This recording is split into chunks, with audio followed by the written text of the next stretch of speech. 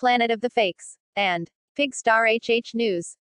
U.S. Attorneys, Eastern District of New York News. Share. Department of Justice. U.S. Attorney's Office. Eastern District of New York. For immediate release. Wednesday, August 12, 2020. 3 individuals arrested for separate schemes to harass, threaten, intimidate and bribe alleged R.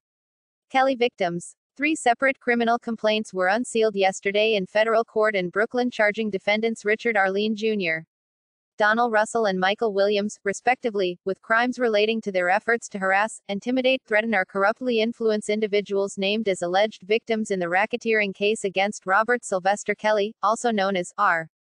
Kelly, currently pending in the Eastern District of New York. The Kelly case. Arlene Jr. is charged with attempting to corruptly persuade the testimony of an alleged victim in the Kelly case, identified in the complaint as Jane Doe, and engaging in misleading conduct towards the victim, with intent to influence, delay and prevent her testimony in the Kelly case, as well as corruptly offering something of value to the victim, with the intent to influence her testimony as a witness upon a trial, hearing and other proceeding.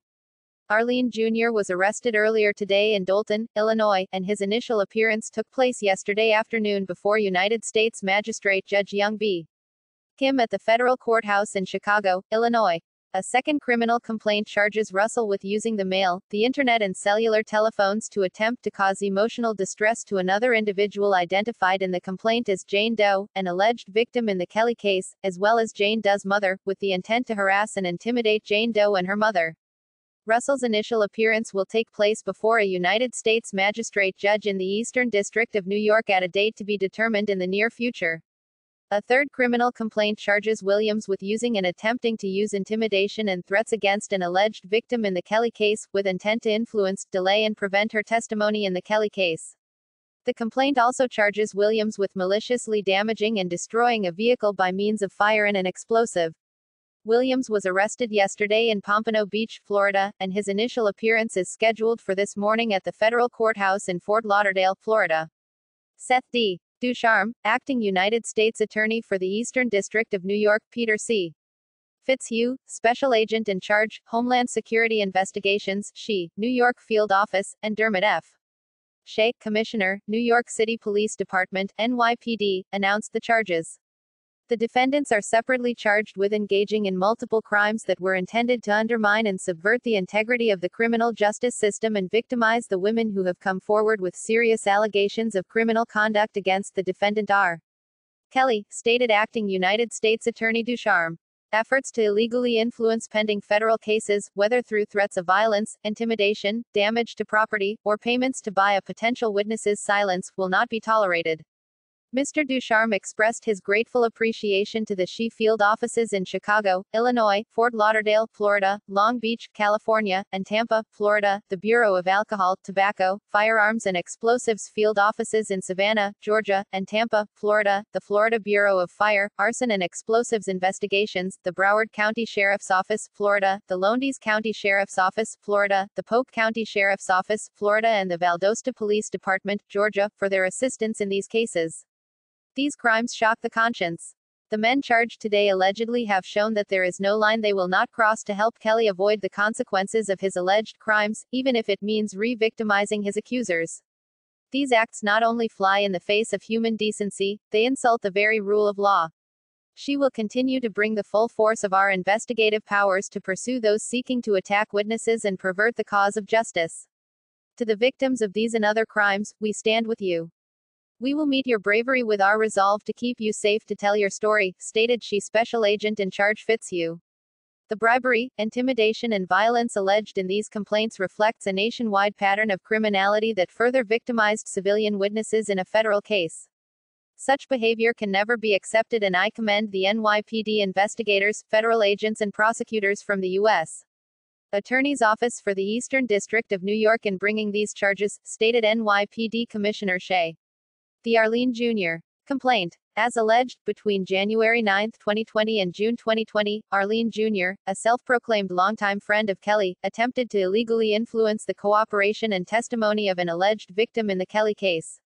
After learning of Arlene Jr.'s plan, the victim contacted law enforcement, and under the supervision of law enforcement authorities, continued to communicate with him.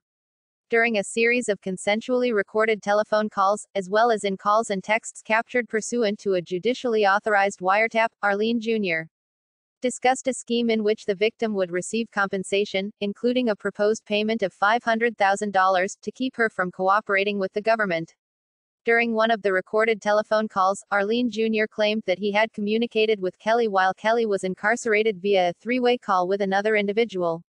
The intercepted communications also include Arline Jr. discussing plans to pay the victim to be quiet, explaining that, if I had a way to talk to Rob Kelly, being next to him, and telling him what's going on, without nobody listening to, no feds, nobody, he gonna pay her off to be quiet because, he got too much. She got too much. The Russell complaint. As alleged, between November 2018 and February 2020, Russell, a self-described manager, advisor and friend of Kelly, used the mail, telephones and the internet to harass and intimidate Jane Doe, an alleged victim in the Kelly case, and her mother after Jane Doe filed a civil lawsuit against R. Kelly. Specifically, Russell threatened to reveal sexually explicit photographs of Jane Doe and to publicly reveal her sexual history if she did not withdraw her lawsuit against Kelly and cease her participation and association with the organizers of a negative campaign against Kelly. In November 2018, Russell caused a letter with attachments purportedly written by Kelly to be mailed to Jane Doe's Brooklyn-based lawyer at the time. The attachments included cropped nude photographs of Jane Doe with the following text: "The next two pictures have been cropped for the sake of not exposing her extremities to the world, yet!" Quote.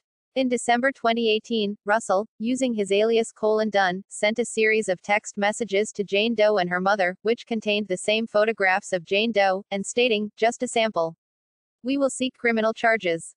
You've been warned," as well as publishing soon, and his is : On January 3, 2019, Russell allegedly sent additional text messages to Jane Doe and her mother, stating, "Pull the plug or you will be exposed." On January 6, 2019, Russell, using the Dunn alias, created a Facebook page named Surviving Lies, a play on the title of Lifetime's Surviving R. Kelly documentary, and posted screenshots of text messages between Kelly and Jane Doe, which contained the same sexually explicit photographs of Jane Doe. In late January 2020, Russell appeared on 2 live interviews with bloggers discussing Kelly's legal troubles, which were streamed live on the internet via YouTube.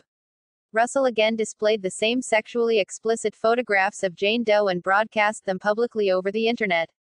The Williams complaint. As alleged, on or about June 11, 2020, Williams, a relative of an individual who once served as a publicist for Kelly, set fire to an SUV parked outside a residence in Florida where an alleged victim in the Kelly case and others were staying. The vehicle, leased by the victim's father, was heavily damaged. Fire investigators also detected an accelerant along the outside perimeter of the residence.